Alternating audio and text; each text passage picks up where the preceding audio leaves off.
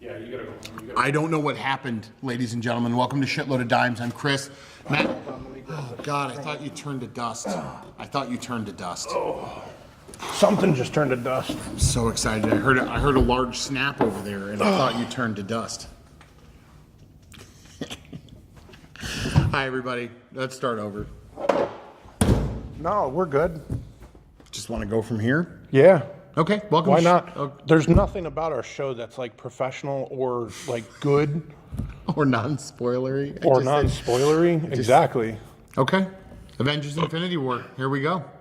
I burped it, but it was like a fart. Yeah, it was a burp. What was Sorry. I had that could destroy jambalaya. half the universe. That was jambalaya burp. Man. Sorry. No, it's not your fault.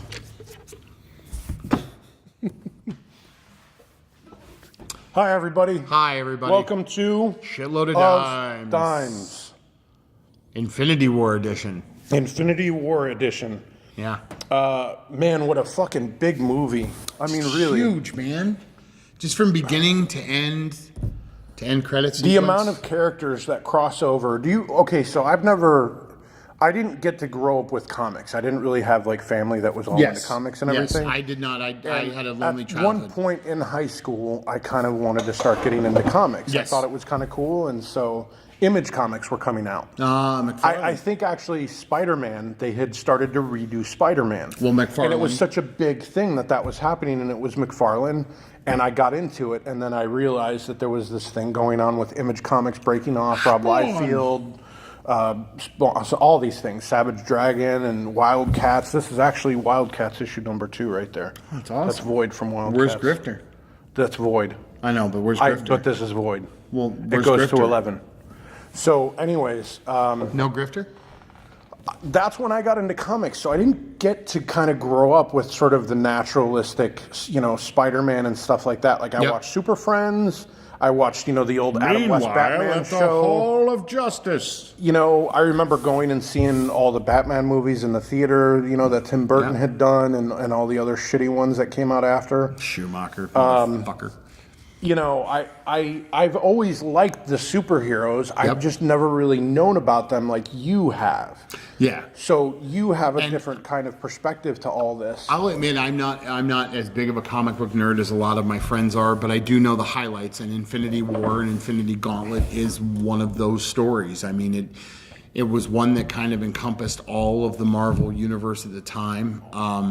Which is kind of a difficult story to tell. And I think a lot of comic book fans, even myself, the casual comic book fan, were very concerned about how they were going to tell the story and the scope of the story through the lens of the 10 years of the Marvel Cinematic Universe we've had. But the thing is where this movie succeeds is where DC failed.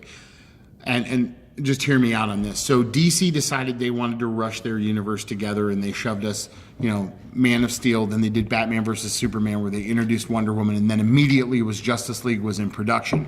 Whereas this entire story, their main bad guy, everything was leading up to Thanos from the first end credit sequence in the first Avengers movie.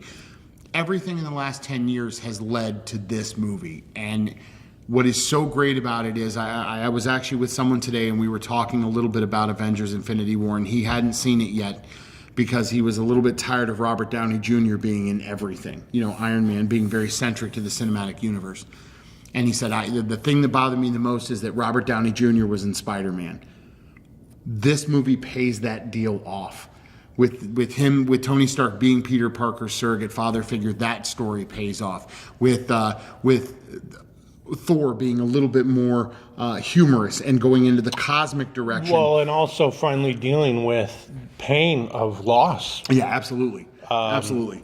I mean, he has, I think, a really big moment in the film, for sure. And who would have thought that moment would come via Rocket. Via Rocket and Groot.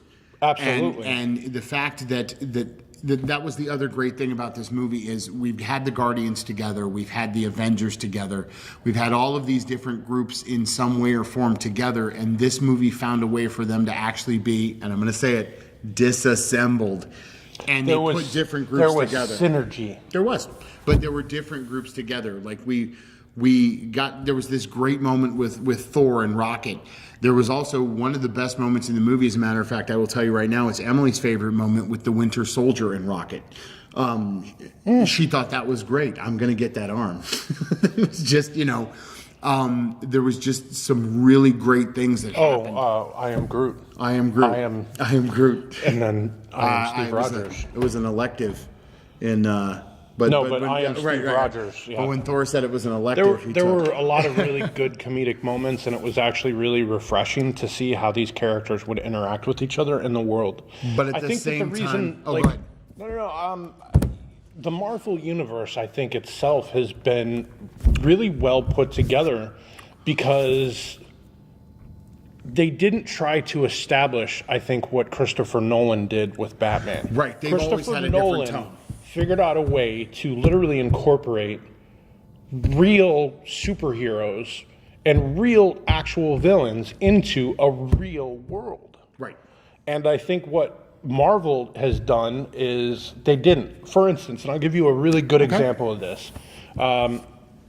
Avengers or Marvel had all this big sale, and one of the movies that I hadn't really watched much, but I remember enjoying was Age of Ultron. I didn't think it was great, but I remembered having some really cool moments in there, especially the Hulkbuster fight. Oh, yeah, absolutely. I thought that was awesome. And so there's a difference I remember specifically is when we watched the Man of Steel or whatever, and there's the big giant fight at the end, and they destroy cities, and skyscrapers are falling down, and there's just mass destruction. And cats and dogs living together. We literally, you had problems with that. And I get it. I absolutely get it. I understand. They destroyed all of these people in this world, and yet the Hulk and the Hulkbuster have a big fight and literally destroy an entire city. Yep. And there's a couple of things that they do, like, hey, is anybody in that building? Cool, we're going to buy the whole thing. So you get some of it, but regardless, there's so much mayhem and destruction that they cause. The fact that they literally can lift up a big chunk of land and raise it up into the sky that they're going to drop down as a meteor to destroy all life on Earth makes it very comic book-like. However, on the flip side of that, when they do that, there were repercussions in the next movie. Whereas instead of everybody loving Superman, we then lead into the Civil War storyline where they have to have the Sokovia Accords to register. But even the Sokovia Accords at that point make sense in a comic book world. You're absolutely right, but they never... And I think what they do is they just start talking about it in a different tone when they talk about it in Superman, where, hey, there's an alien here, but... Then they start talking about real world problems. Right, no, you're absolutely right. You're absolutely right. Well, I mean, look at Ragnarok. Ragnarok has this great line in it that makes me laugh every time I watch it where Thor says, oh, so Earth has wizards now, huh? Yep. You know what I mean? The shift that has happened in the cinematic universe, which I really, really like, where you look at Black Panther, you and I were talking about this earlier. Black Panther is a very serious movie. It's very serious, deals with very serious themes, it deals with the very things, but it's grounded here on Earth. Whereas now the cosmic seems to be going into much more of a, kind of crazy realm. So, yeah. So. And that was for you at home. Stop talking while we're talking. Yeah, just shut the fuck up. Shut the fuck up. Goddamn rolling. We're in the middle of something. So yeah, I think. Looking at you, Emily. I like the Avengers a lot. I thought it was actually really good. It was a huge movie. It was just.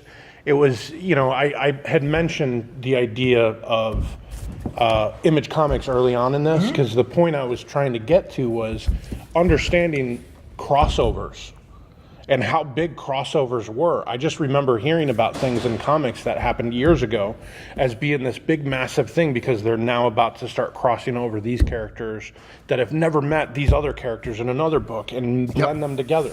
And they were doing that kind of thing with the DC universe in the TV shows, but it was on a much smaller televised scale. It was still exciting. It was still interesting. Yep. But when they do that in this movie, it is massive. It is so. It feels like something different. And the thing I'm excited about is that we have to wait, or once the wait is over, there's going to be a time where we're going to have all of those characters, with the exception of a few that I think are actually dead. That I don't think are coming back. But I think we're going to have just all of these heroes together, and it's going to be just I mean, for us comic book nerds, we're going to cry a little bit. I mean, it's because it's this is what we've been waiting for. I mean, if there's a scene where you get all of the Guardians and you get all of the Avengers and you get the West Coast Avengers with Ant-Man, Wasp, and Ronan, Hawkeye, you're going to get all those together. There's just and let's just say for shits and giggles that deal goes through, and for some reason they get the Fantastic Four, and we get Krasinski and Emily Blunt as Mr. Fantastic and the Invisible Woman, and then the Silver Surfer shows up. I mean, there's a chance that this is not only going to reset the entire Marvel Cinematic Universe, which, by the way, I still think Cap and Iron Man are goners. I don't think that there's going to have to be some kind of price paid to bring everyone back, and I think it's going to be the two of them, just because it makes the most sense contractually for them to bow out, and now the new side takes over. But with that said, I mean, the potential of what's going to happen in this second movie because of the stakes that they set up in this one is going to be awesome. With what you say with that, it would be nice to see at least one of them be able to walk away, to not have to die. And I know it's just the optimist in me, but I think, how many characters have to die in order for them to be gone? And it would be nice, even if a character was able to walk away, like Steve Rogers lives on a fucking mountain as a hermit for the rest of his life. If they're going to walk away, it'll be Stark, because they set up that whole thing with him having a kid with Pepper. Sure. I think he would be the one to walk away if that happens. And give up all technology and blah, blah, blah. Well, and we thought he did that in Iron Man 3. So it would be very interesting. There's a lot of different ways they can go. One of the things that, and I mentioned this to you earlier tonight as well, is I'm very curious to see how they're going to market Spider-Man Homecoming 2. Whether it's going to be, they're going to do a prequel kind of thing, what they're doing with Captain Marvel, right, or with Ant-Man and the Wasp, or how that's going to work. Like, I'm interested to see if Ant-Man and the Wasp ends with the snap. You know what I mean? Like, there's something there. You know what? I'm going to say this. I like that they've created different universes, because when you read the comics, not every character in the Marvel universe is attached. They live in that universe, but they will never cross over, and they may not never see each other. They may never see each other. It would be awesome, especially in this next one, if we even saw, Luke Cage, Daredevil. See, I think that that's going to happen. I also think you're going to see Coulson, because they're delaying. Daisy's got some power. They're delaying the final season of Agents of S.H.I.E.L.D. Because they don't want it to come out before the last Avengers. Yeah, and they've done a good job with Agents of S.H.I.E.L.D. being able to kind of tie into the events of what happened in... And they've never really crossed them over so much, and it would be really nice to see that. I think the closest they did was Lady Civ. In the first season, I believe it was the first season, they did... Well, no, there were two things. The first season, they did the whole cleanup after Thor: The Dark World. They ended up in London cleaning stuff up. And then the entire last 3 episodes were tied into the Winter Soldier. Were tied into S.H.I.E.L.D. going down, and that Hydra had infiltrated them. And then, so that was really cool. But all in all, Age of Ultron was fantastic. What'd you think? How would you rate it? Age of Ultron? I'm sorry. Infinity War. I loved it. I think it kept the tone of Civil War. Yeah, I think so too. I think it was serious. I wanted to talk about how go ahead, one of the big breakouts this year, which I'm pretty sure we reviewed, was Black Panther. Did we review we reviewed Black Panther. We reviewed Black Panther, and I believe one of the things that we talked about was that we understood the villain. The villain was one of the best villains that we had, because we understood where he was coming from. It made sense. And I think in a weird way, people want sort of a means to an end, and his ideals weren't bad, but how he would have gone about doing it was not good. And so when you think about it, Thanos, in many regards, on a much grander, bigger scale, literally is not much different than Killmonger. I would argue that Thanos is the protagonist of this movie. Like, he is. I mean, to an extent, he really is. Yeah, but, and here's the thing. Here's where it starts getting into really fucking crazy ground, honestly, is because how do you take someone, this character, that honestly is sort of, you're sympathizing with a character that, in all honesty, is no different than a Hitler. No, you're right. No, you're absolutely right. Because he literally wants to destroy people from the face of the planet. But And in this case, he wants to destroy people from the universe comparing him to Hitler's so that different he can end up because making a paradise for everyone else. But in doing so, you literally are creating the greatest atrocity to humankind, alien kind. But I think there's a difference comparing somebody to. But I don't want to compare him to Hitler. I think that might be a bit too far. But I understand that his genocide, to that extent, was to aid the other half of the population because we've gotten too fat and we need to cull, what we are so that we can grow. Sure. In his opinion, he's burning down the forest so that the new grass can grow. Right. But I think that there's things that they did that they didn't show that I think are going to play out for further films down the line. So even though Thanos is going to probably meet his end, or if, like in the comic books, he just ends up being a farmer on another planet because he's done what he's done. They made him an evil character that was sympathetic. Very sympathetic, very much like Loki. He follows in the same line of Loki and Killmonger in being a very sympathetic villain because you understand where they're coming. We watched Black Panther again last night, and I feel the same way. The ends of the ends probably weren't that great, but his goal, his desire to do what he wanted to do was coming from the right places. His execution was very poor. Does that make sense? Yeah, I don't know if you put it out the way that it was meant to be, but probably not. Yeah. Pretty tired. He wants people to, he wants the world to be comfortable. He wants the world to be grateful. He wants the world to enjoy themselves. Well, he saw the end of his world. In order to do so, because he saw the end of his world, and in order to do so, he wants to sort of destroy, makes sense, half of the world, so that way it can thrive. And it's almost the Big Bang Theory, destroy life creates new life.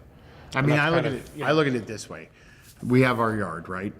I want to burn down my garage or my shed because it looks like crap in my backyard. Mm-hmm. And, would I be the bad guy if I did that? Burn down my shed? It's half of my yard. If I burn down my shed in that tree because it puts leaves in my pool, I just want to get rid of them so that I can, so that we can live our lives better. You're really fucking tired because that doesn't make... How are you relating that? How am I relating to... How the fuck does your shed relate to fucking Thanos? It's taking up space in my backyard, kind of like half of the universe is taking up space in half of the universe. I just need to get rid of it. That's stupid. You're stupid. You don't even know what the fuck you're saying. You're stupid. What do you give this movie? 10 out of 10. Absolutely. 9. I think this is a masterpiece. 9.9 out of 10. You know why? You said it earlier when we recorded this the first time. Because I got to wait a fucking year for the next one. Oh. Ooh. But Back to the Future was only 8 months. Between 2 and 3. You stole my joke. Back to the Future was only 8 months between episode 2 and episode 3. Do you know what happened in episode 3? Well, they didn't call him episode, they called him part. Do you know what happened in part 3? What? Doc Brown's kid points at his penis. At the end of the movie, he goes, "Don't believe me, watch it. Look it up on YouTube." He does it every time. It's really funny. He goes, when the camera comes into the close-up, when he's saying, "Your future is what you make it," and he points at his pee-pee. Cool. That's how we're going to end it. It is. Don't forget to like, share, and subscribe. We're going to do some more of these. Hopefully next week we're going to do a review of a movie I have no desire to see. Quiet Place? No. Solo, a Star Wars story. Oh, yeah. You were just telling me on the phone how you couldn't wait to see that. I didn't say that to you. You were like, actually, I think I have it on a text. I think I literally have it on a text. Go push the button. Yeah, so literally right here, he's like, I seriously cannot wait. Don't tell anybody.